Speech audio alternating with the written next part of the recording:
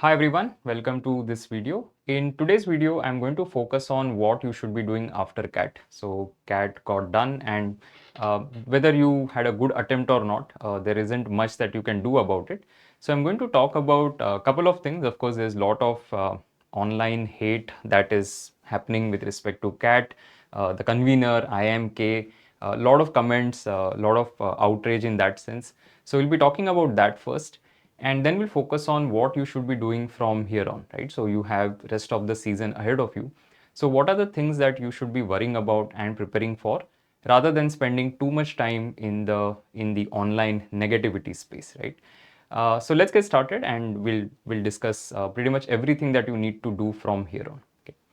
So let's first start with the understanding of this year's CAT, right? And again, we had a session yesterday as well called "What Just Happened," and I spoke about the difficulty of the test and so on, right? So across the three slots, it was evident that it was slightly difficult compared to 24, both in terms of quant and DLR, and even there were dense RCs which were there across the three slots.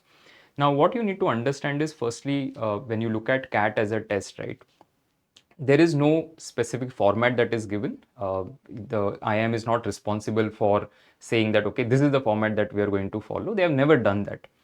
You look at the syllabus, there's no syllabus that is given, right? You look at whatever the overall conduct of the test, they have never released that, okay, this is how we are going to conduct it. They just say that, okay, we are going to conduct the test. What exactly will be asked, how many questions, how many sections, there is no information that is given on that front, right? When you go for the test, right, you get to know that, okay, there is some change that has happened. For example, parajumbles, right, they appeared again this time. You look at the difficulty, and that can always change. So what you have to, and I can understand, right, the frustration that is there, and everybody who took CAT yesterday, and everybody had the same expression, that there is frustration, there is anger, there is that whole thing that why the test was so difficult, if there's any particular reason behind doing so. But if you look at CAT 23, that also had a very difficult quant section. So these tests, we don't have a lot of control over what will happen in the test, right? So I thought I'll put some things down, a lot of sort of a pensive mood, and I reflected a lot on what has happened, right? So first thing is that the frustration, and that is absolutely understandable. So anybody who has been preparing for the test very, very seriously, and you didn't have a good day yesterday, I can understand what you must have gone through, and because even I have been through that experience as a student. So it is completely understandable, the frustration that you have. But what you also need to understand is, firstly, when you start labeling a test, right? And I'm not only talking about CAT, I'm talking about all the other tests. When you start calling them unfair or biased and so on and so forth, understand that the authority who is conducting that particular test is not listening to you. Okay. So one person's opinion, right, or even opinion of, let's say, 1,000 people is not going to change that. And you look at all other tests. You look at ZAT, NMAT, SNAP, CMAT, CET, MyCat, all of them. When you look at all of these tests, they have some or the other problem, right? And no matter how much you talk about it, how much you crib about the format and the difficulty and how much money they charge, things are not going to change because of that, right? And that is why it becomes like a futile exercise. So though somebody can always indulge in it, and I'm completely okay with people venting things out and ranting about it, it's completely fine, but also understand that at the end of the day, it is going to be a futile exercise. So no entrance test or B school process can please everyone. So when I was a student, right, I always used to think, okay, why do they conduct GDs? Because that used to be like the dominant part of the process at that point of time. But there is a reason why they conduct GD, right? Because they think that is the fair way to evaluate people. Let's say AI interviews, for example. So AI interviews started getting introduced last year. Across some of the B schools, they did that. Now, somebody might say that is unfair, but the institute thinks that, okay, this is the fair mechanism to evaluate candidates, so that is why they will do that. So is there any point in me sitting and cribbing about it that, okay, why are they conducting AI interviews? Not really, right? It's not going to change anything. You take the example of Maharashtra MBA CET. There have been years when there was one particular year where in a particular slot, they gave people 3 hours instead of 2.5 hours. Now, of course, because it impacted 10,000 people, they ended up accepting that mistake and reconducted the test for people.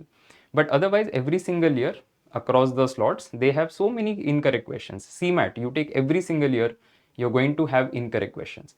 What do? You challenge the questions, they take money from you, then they rectify some of the answers, not all of them also. So a lot of things that happen across the test, right? No test, you take any particular test, and that is why I've written that all entrance tests have some imperfections. And you think of any test. Think of SNAP, for example. Do they normalize? No. Can they normalize? The answer is yes. But do they? The answer is no. Is that fair? No. Think of NMAT, right? They have given a defined syllabus, correct? So that's still a good thing. But it's an adaptive test. Now somebody might say, oh, why are they doing an adaptive test? Why do I have to answer one question and then only I can move on to the next question? Why is that the format? But if we start questioning everything, then everything will become meaningless, right? Then you'll have like a nihilistic view of the whole thing. Think of MyCat. MyCat has insanely difficult quant. I don't know how many of you have taken MyCat, but just take MyCat and you will see the quant to be extremely difficult. Now, is there a point of doing that? In my view, no. But what can I do about it? Think of ZAT. Again, a lot of randomness that has happened in the test across the years. You start from, again, the time when I was a student, like 2007, 8, that kind of period. It used to be extremely uncertain. You don't know what is going to happen. You think of, again, CMAT, right? Every single year mistakes. CET also, every single year mistakes. Somebody might say, okay, why is CET a speed-based exam? Why can't they have 150 questions in 150 minutes? But then that is the format of the test. The conducting body has decided this is the format that we're going to have. We are going to throw surprises, and we want people who can perform well on those surprises, right? So whatever has happened, I completely understand the frustration, the anger. These are absolutely natural feelings, and everybody should have them, because you also need to vent things out, right? You can't really hold things inside. So you vent it out. That's completely okay. But also understand that it is not going to help you, and that is why you need to remove that negativity as soon as you can. So what you need to do is you need to focus on what lies ahead of you. Okay, see, and even before CAT I had made this video, I don't know how many of you saw it, that do not worry about the things that you don't control. So do I have any control over, let's say, Professor Ram's thought process when he decided that, okay, this is how we are going to conduct the test? Please understand that he didn't sit and make all the questions, right? He wasn't the one who was responsible for making the questions. He was handling the entire conduct of the CAT. There's a difference. So some people sat and made the questions. Some people are now saying that there should be a retest that should happen in December. Please understand that this is not going to happen, right? You're talking about a test which has an implication or impact on the career of, let's say, 2.6 lakh takers. They are simply not going to reconduct it. Okay, so don't get into those things where suddenly you start agitating and you say that, okay, let them have a retest and all of that. Just because you had a bad attempt does not mean that there will be a retest, because there will be people who will have a good attempt, who had a good attempt, and then they will say that, okay, we should not have a retest because we had a good attempt. So that is why this entire exercise, and it has happened countless times, right? So a lot of you might be taking CAT for the very first time, but a lot of us, right, a lot of mentors also have seen so many tests every single year. In fact, I've spent like more than a decade in this. Every single year, some or the other test or many tests will have some or the other issues, correct?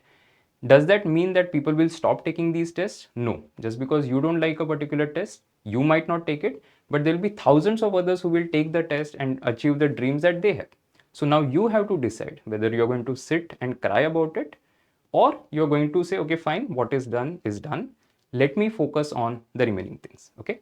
So that is why I would strongly encourage people, right, to not get carried away. Okay, and I can see, I'm not against ranting, or I'm not against, let's say, somebody venting things out.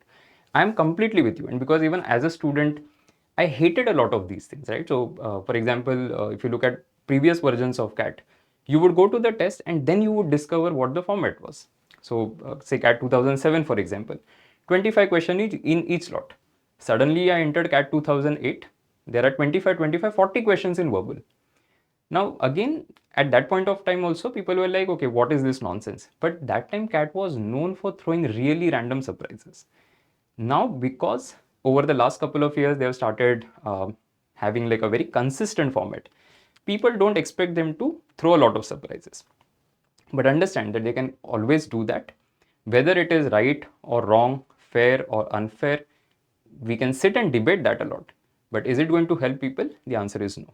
So that is why you have to focus on what lies ahead, and that is what I'm going to concentrate on. But I thought I'll share this opinion even though it is contrary to the popular opinion that is there, because when you start thinking about it and rationally, you will realize that you are possibly sort of getting into a track which is too negative and that you should not be doing. Okay, so it's just something that I would give you as an advice, because I've seen so many of these tests over all the years. Okay, all right, so what should you do from now on?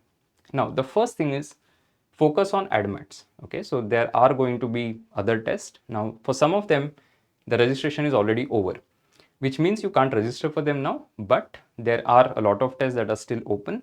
Some of them are even yet to start their application process. So you have some opportunity to come back. Now, if you're already registered for say an NMAT or a SNAP, you know when it is going to happen. So start preparing accordingly. So on the B School Zone, those of you who haven't seen bschoolzone.imsindia.com, I would strongly encourage you to check it out, bookmark the page, because this is a resource that we have created for all the students, whether you're an IMS student or not an IMS student. It's a free resource. You can go through you can sign up, you can create your account, and that will give you some additional features like comparison and B school, your chance of getting a call, etc. But otherwise, pretty much all of it is free. You can check out the test deadlines and the B school application deadlines. Okay, so on this particular thing, as you can see, some of the most of the exams, the registration window is over, but you have MyCAT 2, for example. You will have CET at some point of time, correct? You will have PGDBA. So a lot of exams are still open. Make sure that you apply for them. Okay. Now, what are the additional focus areas? So let's talk about that very, very quickly. So for each of the tests from here, whether you're planning to take SNAP or NMAT or let's say CMAT or a ZAT, etc., what you need to focus on is the additional area part. Because when you prepared for CAT, most of your content is already done. So if you think of say something like an NMAT, NMAT prep is like a subset of CAT prep, but it also has some elements that are very unique to it. For example, things like the critical reasoning part, or grammar, or vocab, logical puzzles, sequential output, coding, decoding, etc. So these are the things that you will have to work on. So these are all additional areas that I'm talking about that you should be focusing on if you're planning to take these ADMATs. The second thing, for example, for SNAP is going to be again grammar vocab. So grammar vocab is asked a lot on NMAT SNAP. Not so much on SNAP because it has a limited number of VRC questions and there's no RC anyway. So 15 questions of verbal ability, and in that you will have a few questions of grammar and vocab. Then clocks, calendars, again something that is asked on SNAP a lot, and the standalone logical puzzles like coding, decoding, series, blood relations, and stuff like that. Then for that, decision making, that will be the new section. So for a lot of you, you maybe haven't seen a ZAT paper earlier. My recommendation is that you have a look at a past ZAT paper. Maybe you can look at say a ZAT 24 or a ZAT 25, just to get a sense of what the paper looks like. Okay, so that it will help you to prepare in a better manner. Decision making is not going to be very difficult. It's sometimes tricky, but you can prepare for it in the time that is available. See, you have a month ahead of you, right, before you take the ZAT. So definitely possible to prepare for it properly. Then it sometimes even asks questions, maybe one or two questions related to poems. So you can have a look at that. And then general knowledge, right? So that's an additional area that you can work on, though it doesn't matter from the percentile perspective. Then if you're taking MyCAT, right? So psychometric test, but again, can't prepare for it too much. It's just a test of your behavior. So you just have to be honest and answer those questions. But descriptive and creative writing is something you'll have to practice. So for people who are taking MyCAT 1 this Saturday, you have to work on your typing speed because that really makes a difference. So make sure that you have practice of writing every single day. Okay? The higher level quant that is there, that I mentioned about some time back, MyCAT has a very unusually difficult quant section. Sometimes I think the topper score is like maybe 6, 7, etc. out of 20. So you don't have to over-index on it, I would say, but at least mentally be prepared, and also in terms of your content, be prepared to do at least a few questions in quant, which are of slightly higher difficulty. Then logical puzzles and again general knowledge, not that important, but again 10 questions out of 70, so you have to prepare for it. And finally for CMAT, the innovation and entrepreneurship section, which will be new, and the general knowledge section. So if you look at all of this, right, when you prepare for one test, you're getting prepared for the other. So when you do, let's say, your GK preparation for say ZAT, or a MyCAT, you're automatically getting prepared for CMAT as well. The LR preparation that you do for NMAT helps you in SNAP as well. So there's a lot of overlap that will be present. So just work on these additional areas. Okay, now let's talk about strategy. So the first thing that I would suggest, right, is you take a mock as soon as possible, because the moment you take a mock, you will realize that, okay, based on my CAT preparation that I did, I'm able to do, let's say, 50% of the questions or 60% of the questions of whatever the ADMAT that I'm taking. And now I know that, okay, these are the areas that I need to work on. Maybe this particular topic I have never seen. Let's say I have never done calendars. Or maybe, let's say, this particular topic, critical reasoning, I know how to solve, but I haven't done enough questions. So that is the area that I need to work on. So figure out what are the focus areas that you have. What you need to follow as an approach is going to be a mock to content approach rather than a content to mock. So what I mean by that is, you take a mock, you see where the gaps are, then you go back to your books. And in my IMS, you have a lot of resources that you can go through. And depending on the variant, of course, whether it is ADMAT masterclasses, the 800 practice questions that we added at the NMAT and SNAP level, the mocks that we have for individual tests. So all of the resources are available. You can start going through them. Okay. And finally, the full length test, right? That is going to be the most important thing. Past year papers are available for some of these tests. For example, ZAT and CMAT, we have the past papers, so they are also available. You can start going through them as well. Now, the next thing that you'll have to worry about is going to be the B school applications. So right now, see, once CAT is done, within 7 to 10 days, we are expecting the response sheet to be out. So last year, 24th November was when the CAT was conducted, and the response sheet was out on 3rd December. So going by the same trend, roughly 7 to 10 days, the response sheet should be out, and ideally the CAT result should be out sometime in the last week of December or before Christmas. So now what you need to look at is the applications that you're going to make. So right now we have the initial score versus percentile estimates that are available. You can use some of that, but always operate in the plus or minus 1 to 2 percentile range and then make your applications. So past year cutoffs for most of these B schools, you will also find information on the B school zone. As I showed you the test page where you can track test deadlines. Here you can track the B school application deadlines. So you'll be able to see, okay, what is the fees, what is the deadline, and then there are application links that are provided. Again, so make sure that you go through this. Then the next thing that you will have to start working on is going to be GD, WAT and PI preparation. So there are going to be people who have done well on the test. There are people who have done okayish, and then there are people who have not done very well. So depending on what you're expecting, right? Because in December also there could be some interviews that happen for some of the private B schools. So what you need to do is start working on your GD-WAT-PI prep. Okay, most of the interviews will happen in Jan, Feb, March, but a lot of private B schools, they have multiple rounds and they do interviews in December as well. So you will have to start your preparation a little bit. Now we have just launched our GD-WAT-PI preparation program, so you can check them out on the IMS India website. Okay, now one important question. So some of you might be thinking of CAT 26. Okay, so you have recently appeared for CAT 25, and now you're thinking, should I go for CAT 26 because I didn't have a good attempt?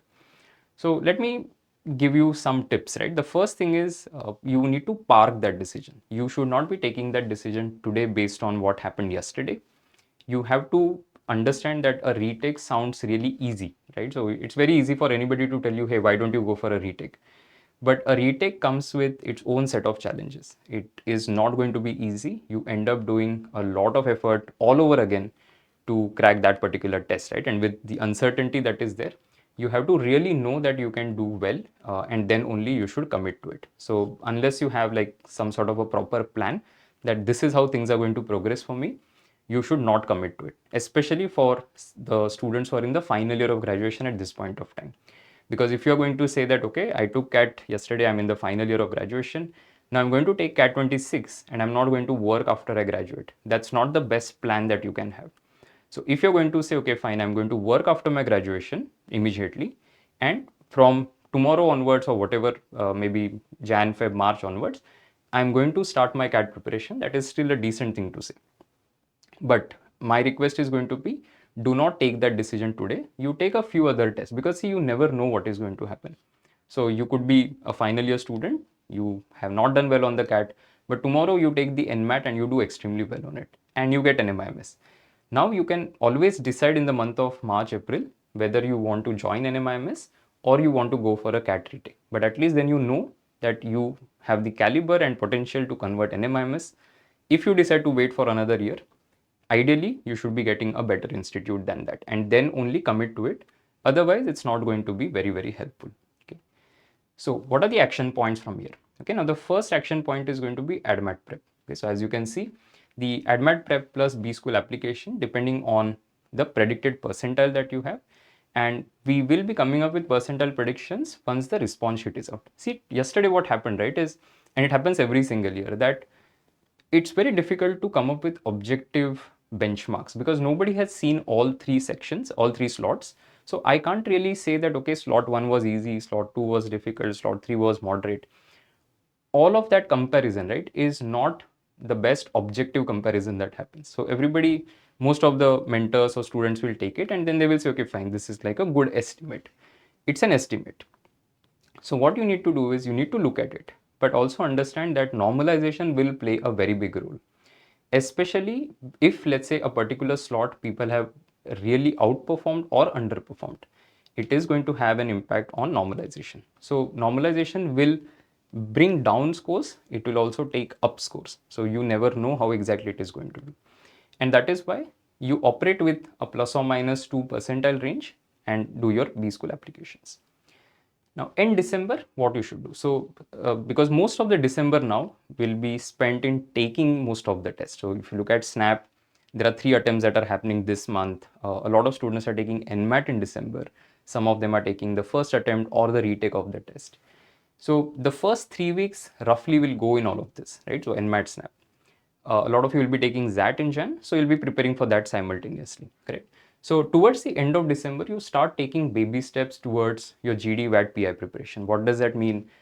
You start reading newspapers, you start noting down important things, you write answers to commonly asked interview questions. So all of that work is what you will start when you go to somewhere around end of December, unless you get a few private institute calls prior to that.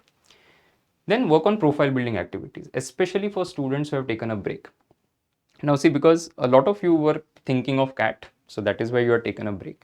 Now CAT is done.